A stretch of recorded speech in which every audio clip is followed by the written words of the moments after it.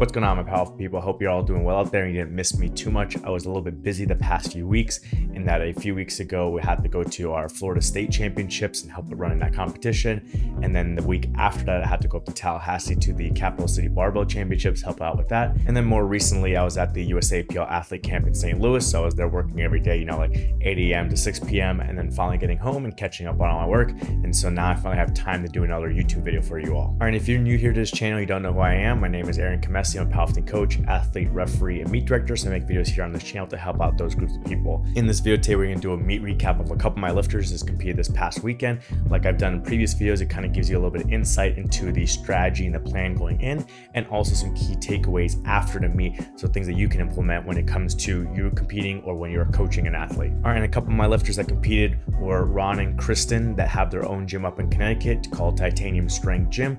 And I actually met them back at the USAPL athlete camp in 2019 when we're at the Olympic Training Center. And so they hadn't competed before. They came to the camp to learn more for themselves, but also for their gym because they have a group of people there that are going to start coaching and have them compete in USAPL. And they're also looking into running USAPL competitions at their gym. So after the camp, of course, they're implementing everything they learned there and then looking into do a competition. But of course, the pandemic happened, all that kinds of stuff like that. So then it got pushed back a little bit. Eventually, they came to me and said, okay, we want to sign up for a competition, but we want you to coach us through it so that we can focus on technique and getting stronger, everything like that for the first competition. So starting off with the squat and going over Kristen's squat specifically, she had some issues with getting down to depth, especially consistently from rep to rep and from day to day. So we messed around with a lot of things in training as far as, okay, what if I had a higher bar position, a lower bar position, having more of a narrow stance with toes pointed forward more, having a wider stance with toes pointed out, different things like that to see which stance and which setup would get her down most easily. And then obviously working on, just the mental aspect of constantly forcing yourself down and feeling what depth is so that you're not cutting yourself short thinking that you hit depth.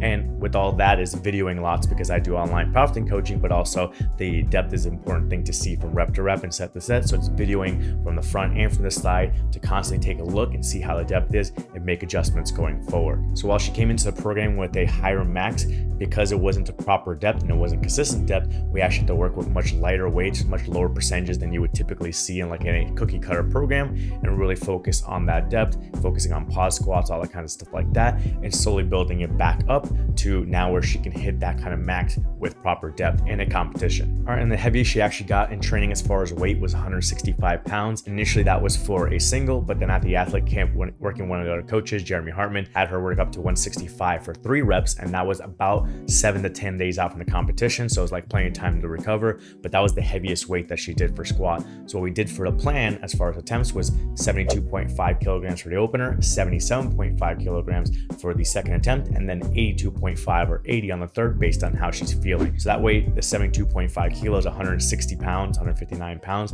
is a little bit less than what she did for her best triple to just really get that first one in, since it's the first competition, it's the first attempt of the meet, and having the depth issues being the biggest factor across the 3 lifts is let's get that first one in. Then from there, then you can take the 5 kilo and 5 kilo jumps or the 5 kilo and 2 kilo jumps, which she ended up doing the 5 and 5, ending up with the 82.5 kilos, 181 pounds, basically getting back to what her max was when she was squatting higher, but now she was squatting down to proper depth. So she ended up going 3 for 3 on squats, and it was a success and good start to the meet. For Ron, there really wasn't any issues on squat depth other than sometimes when he was doing a multi-rep set, the first rep was a little bit questionable, and then the rest of the reps were good. So during the actual training sessions, Kristen would really hound on him to get down to depth, especially in that first rep. And then anytime when I would respond to weekly updates, it was okay, get that first rep down. And even in the athlete camp when we worked together right before the competition, it was really getting down to proper depth, especially on that first rep. So now when you see the videos, you'll see that they were all very easy for Ron's squat attempts, and he had a lot more in them. Part of the issue was that he did tweak his shoulder a little bit during our heaviest week of training, so he missed out on the heaviest training for squat, bench press, and deadlift. So while the shoulder necessarily didn't bother him during the squat, we hadn't gotten to our heavy enough weight to see where he's at, and also we lost a little bit of training days, and then with the athlete camp working a lot on technique and everything like that, so the heaviest heaviest he had gone up to was 465 pounds in training.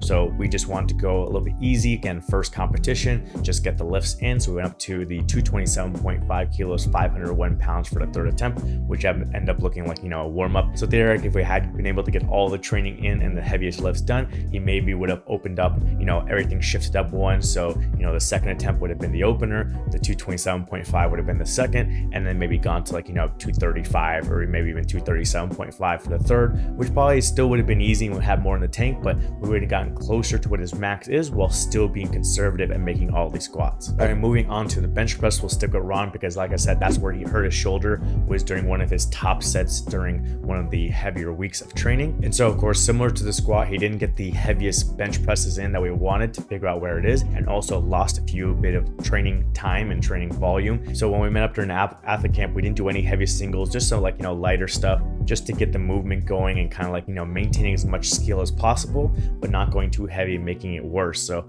we didn't really go anything close to what he was capable of as far as the attempts. So then what I did is change up the strategy a little bit to what I typically do is come down to a lower opener on purpose to really make sure to get it in, so that if he does hurt himself on an opener, he can just finish the lift and then be able to pass on the second and third. But if it does feel good, then maybe take a bigger jump for the second to kind of get back to what we want to normally do a second, and then take a little bit more for the third. So while I thought he had somewhere between 315 and 335 on the bench without being able to see the heaviest single, just going off the previous estimated maxes and depending on how long the pause was on, kind of stuff like that. So what I did is, okay, let's open up with 120 kilos, and then from there take that big jump to either 135 or 132.5, depending on how he's feeling, how the shoulder's holding up, everything like that. And then from there take a little bit more, going up to 142.5 or 140 for the third attempt. So of course the 120 went up super easy, no issues with the shoulder. He took the jump up to 135, the high end for the second attempt. That one moved up easily as well, no issues with the shoulder. So then again, he took the high end third attempt of 142.5 kilos, 314 pounds, and that's where finally the shoulder came in and gave him issues again. So you can see in the video,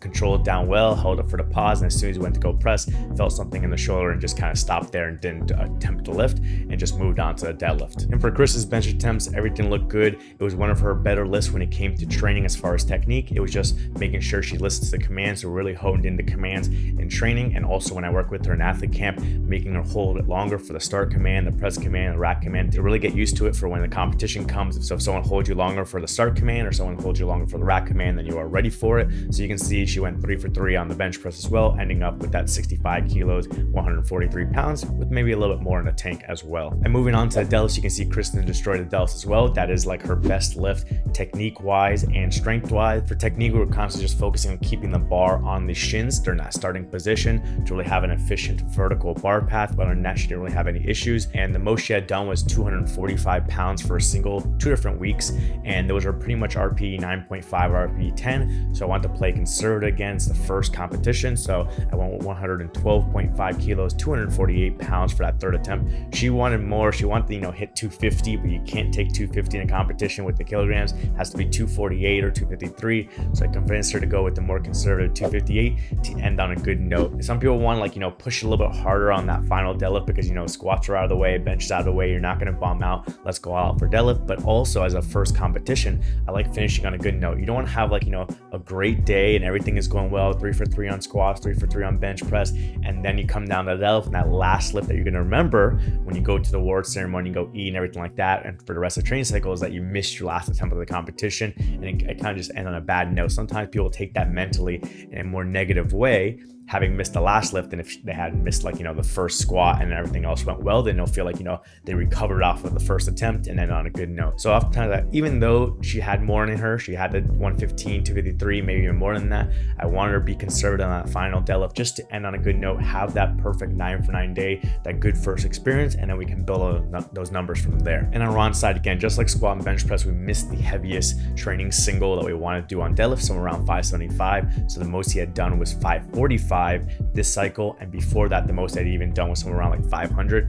The reason being is like you might not be able to see in the videos, but he has an issue with his hands. Many decades ago when he was working, he basically got electrocuted and basically had caused a lot of damage to his body, including to one of his hands where he can't completely close his hand because he can't feel those fingers. So on squat and bench press you might be able to see where he can't fully close that hand and grip the bar, and on deadlift again he's like fingertip on one hand and then gripping normal on the other hand because he can't completely close his fingers and get like, you know, a full closed grip on it. So grip ends up being an issue. So we've used straps before for heavy singles or heavy reps, and you can obviously do those super easy, and if we maxed out on straps you can maybe do, you know, 600 plus. But as you can see with the fingertip grip on that hand is that eventually at a certain point the strength is not an issue, the grip is an issue. So you can see the first attempt flew, the second attempt flew, tried to go to that 260 kilos, 573 for the third attempt, and basically just didn't have the grip strength for it. He said also there was an issue where maybe he just didn't grip it as well as he normally does and set perfectly as well as you want. So technique comes to aspect as well. Is like when you're doing that grip,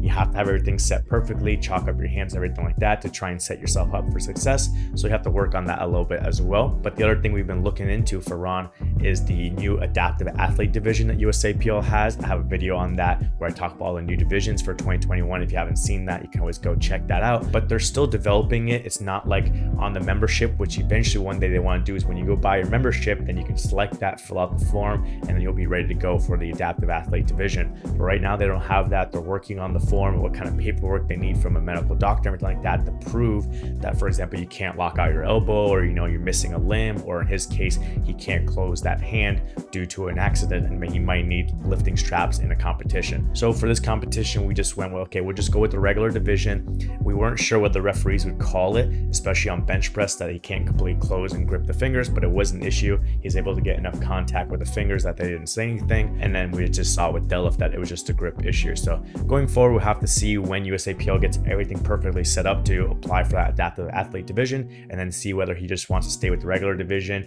and just pull as much as he can that his grip allows, or apply for that adaptive athlete division and start competing in that if they allow straps, and then he'll be able to pull more, you know, I think 600 plus without grip being an issue. So if you are someone who normally doesn't compete in USAPL, or maybe you do and maybe you're having issues with, you know, locking out your knees or your elbows, or having issues with grip, or if you are someone who's missing limbs, you can look into the para bench division or the adaptive athlete division. Like I said, I have that video here on the channel, or you can go to USAPL's website, USAPL.com, see what information they have out there right now, or, you know, you can always email me or message me and I can give you more information about it. So hopefully you like this meet recap for Ron and Kristen. Kristen going 9 for 9, making all her attempts in her first meet. Ron going 7 for 9 in his first meet, and going over basically the idea, the training strategy, everything, and the attempt selection going into the meet based on how things were going for each of them. And if you want to learn how to do your first USAPL meet, you can check out this video I have right here. And if you want to see an entire playlist where I go over the most important things that you should know for your first competition,